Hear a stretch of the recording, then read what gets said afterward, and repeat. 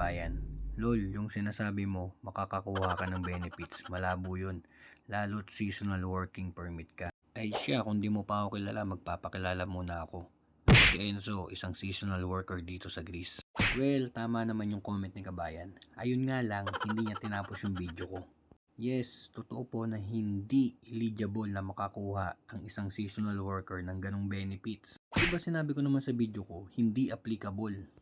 Ang point ko dito is may mga naaprobahan last year na mga seasonal worker na nakakuha ng WAED or yung tinatawag na unemployed benefits. Ang sabi ng DIPA, sila mismo yung nagkamali at sila yung may kasalanan kung bakit naaprobahan lahat ng seasonal worker. At sinabi na rin mismo ng logistic namin na baka last year ay wala nang maaprobahan. Malay mo naman, magbago yung law. Don't lose hope mga kabayan. Nagkaroon tuloy ng utang ng di oras yung mga seasonal worker sa gobyerno ng Greece. Ano yung possible na pwedeng mangyari kapag hindi mo binayaran yung utang na yon? Possible in the future kapag magre-renew ka na ng card mo is hindi ka ma-renew. Dahil isa yun sa reason kung bakit hindi ka ma-renew. Unless kung babayaran mo yung utang mo sa gobyerno. At isa pa, kahit bayaran mo yon, kung hindi ka naman nauwi, yearly is meron ka pa ring sanction. Useless. Reminder ko lang dun sa mga nag-PM sa akin ng mga first season, yung rules ng card natin is mandatory talagang umuwi. So meaning to say, yearly ka umuwi. Pero kung meron kang sariling desisyon, katulad namin, is pwedeng mag-stay ka dito. Yun nga lang, may mga possible na kakaharapin kang problema in the future. Yes, para lang po sa long term yun. Yun nga lang, bawal ka magtrabaho ng winter. Kaya nga po, unemployed benefits. So meaning to say, hindi ka pa pwedeng magtrabaho. Bawal pasukan ng ICA, AMCA, or kung ano man inuhulugan na tax ng gobyerno. Pwede kang magtrabaho kung black money. Kaya yung mga long term na nagtatrabaho sa factory, hindi po kayo applicable na makakuha ng ganong benefits kasi continuous yung trabaho nyo. Winter and summer kayo may trabaho, kaya hindi po kayo applicable doon kasi unemployed benefits nga po yun para sa winter.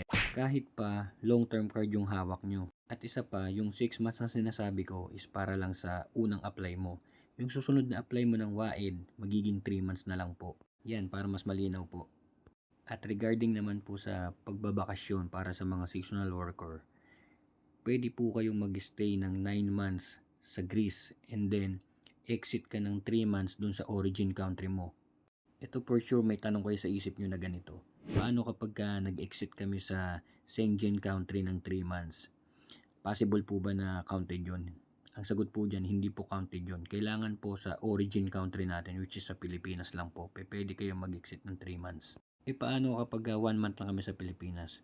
Kabayan, ang nasa loob po is 3 months, so hindi po counted yan.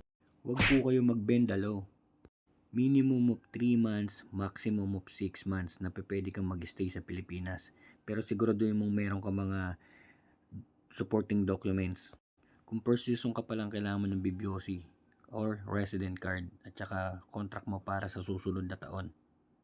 Kaya sa mga nagbabalak mag-Greece, better po ang applyan nyo is yung long term.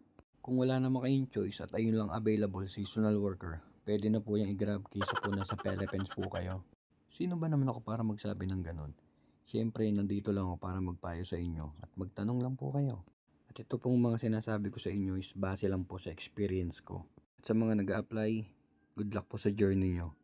Padayon, kaya nyo po yan.